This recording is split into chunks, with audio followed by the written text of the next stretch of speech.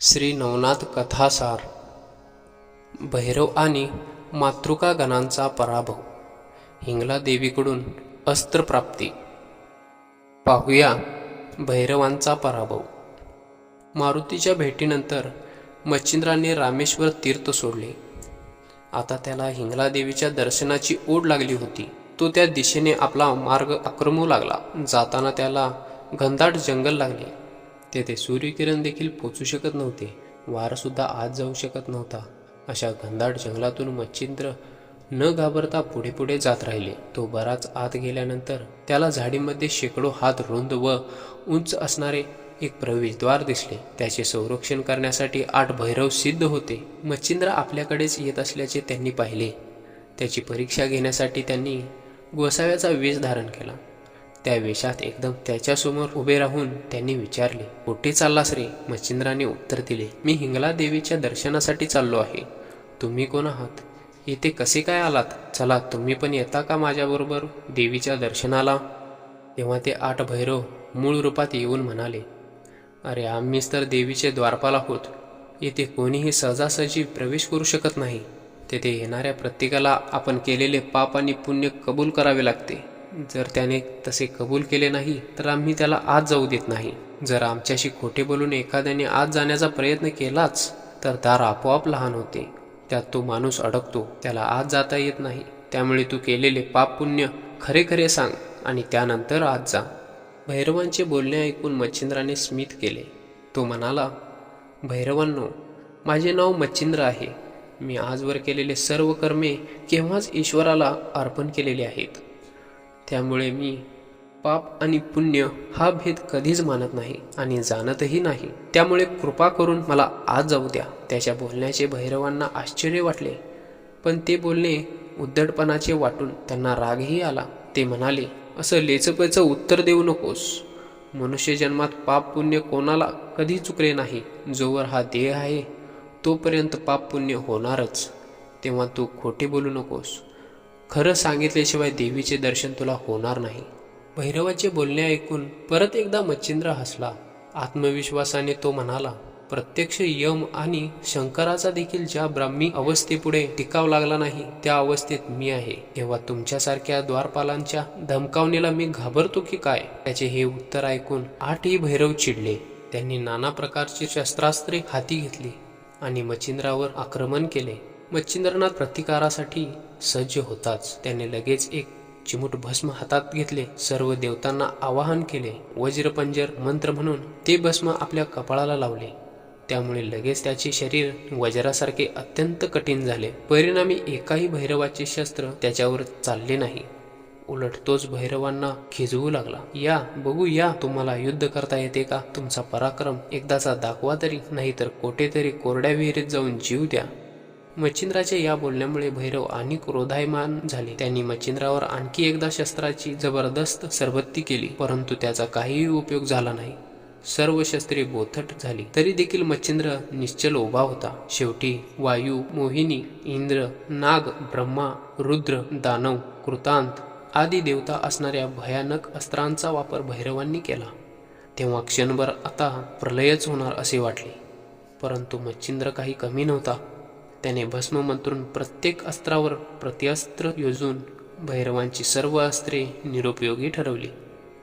आता खूप झाले असे वाटून त्याने वाताकर्षण मंत्र म्हणून त्या सर्व भैरवांवर भस्म टाकले।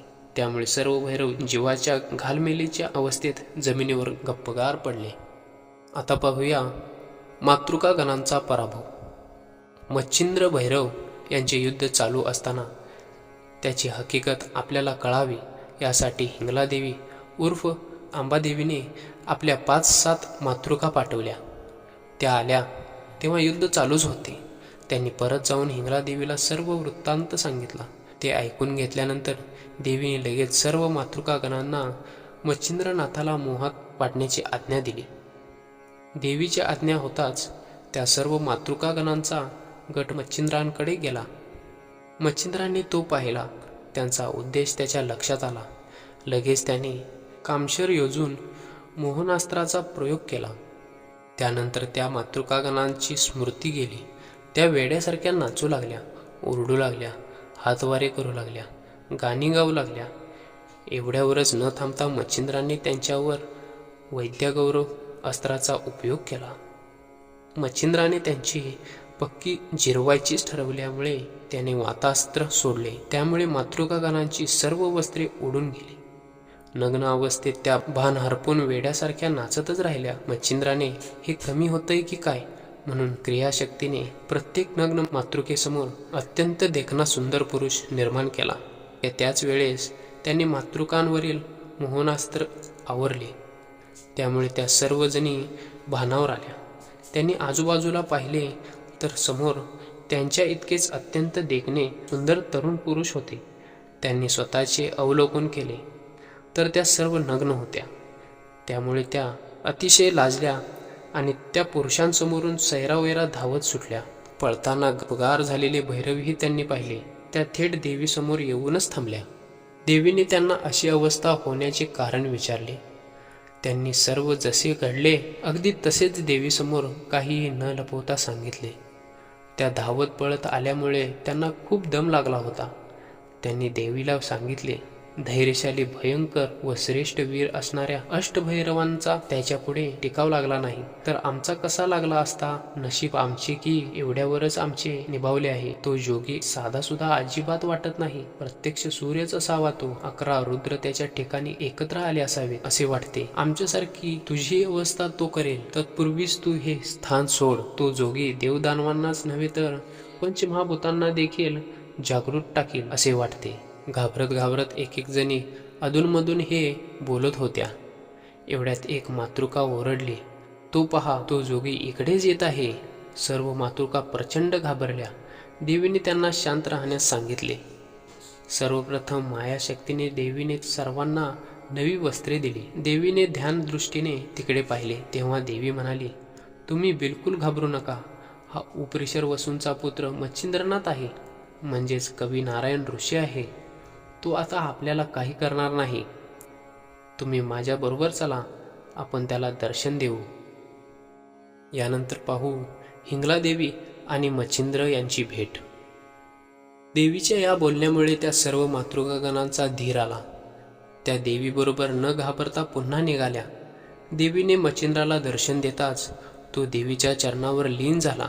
पायावर लोटांगण घातलेल्या मच्छिंद्राला देवीने उठवले. त्याला आपल्या मांडीवर बसवले आणि ती त्याला म्हणाली, बाळा, खूप मोठा पराक्रम केलास. आता या भैरवांना उठव. देवीच्या सांगण्यावरून त्याने भैरवांवर सोडलेले अस्त्र परत घेतले. त्यामुळे भैरव पूर्वस्थितीत आले. त्यांनी मच्छिंद्राला वंदन करून त्यांची स्तुती केली. भैरव देवीला म्हणाले, आम्ही याला ओळखले होते, परंतु मार्तंड पर्वतावर त्याने मिळवलेल्या सिद्धीची आम्हाला परीक्षा घ्यायची होती. यासाठी आम्ही वाटेत त्याला रोखले, तर याने आमचाच पराभव केला. याचे सामर्थ्य निसंशय श्रेष्ठ आहे. भैरवांनी मच्छिंद्रांची केलेली स्तुती ऐकून देवीलाही आनंद झाला. ती त्याला म्हणाली, बाळा, मलाही तुझे थोडेफार योग सामर्थ्य दाखव ना. मच्छिंद्रांनी देवीला विचारले, यासाठी मला काय करावे लागेल? देवीने सांगितले, हा समोरचा पर्वत आकाशात तरंगत ठेव. त्यानंतर परत आहे त्या जागेवर तो ठेव. मात्र हे करताना अजिबात माती सांडता कामा नये. मच्छिंद्रांनी या गोष्टीला होकार दिला. त्याने वायू अस्त्राचा प्रयोग करून तो पर्वत उंच उचलून हवेत तरंगत ठेवला. त्याचबरोबर त्याने नागा अस्त्राचाही अवलंब केला होता. त्यामुळे शेषनागाने त्या पर्वताला वेटोळे घालून त्या पर्वतातील माती, दगड इत्यादी सर्व वस्तू स्थिर धरून ठेवलेल्या होत्या. देवीने नाना प्रकारे आपल्या शक्तीने त्या पर्वतावरील माती ढासळविण्याचा प्रयत्न केला, परंतु देवीला त्यामध्ये थोडे सुद्धा यश आले नाही. नंतर योग बलाद्वारे मच्छिंद्राने तो पर्वत अजिबात माती न सांडवता परत जाग्याच्या जागेवर आहे तसा ठेवला. त्याच्या या सामर्थ्याने देवी खूप प्रभावित झाली. वायू व पर्वत हे दोघे परस्पर विरोधी असताना देखील त्या दोघांनाही मच्छिंद्राने मित्र केल्यामुळे, वश केल्यामुळे देवीने त्याचे खूप कौतुक केले. आपणहून देवीने त्याला स्पर्शास्त्र व भिन्नास्त्र ही 2 नवीन अस्त्रे दिली. देवीने मच्छिंद्राला 3 दिवस आपल्याकडे ठेवून घेतले. त्याला आशीर्वादाबरोबरच वरदानही दिले. त्याला निरोप देताना काही काळ भैरवांना साथ द्यायला सांगितले. त्या जंगलातून बाहेर पडेपर्यंत अष्टभैरवांनी त्याला साथ दिली. त्यानंतर मच्छिंद्रांनी त्याचा निरोप घेतला.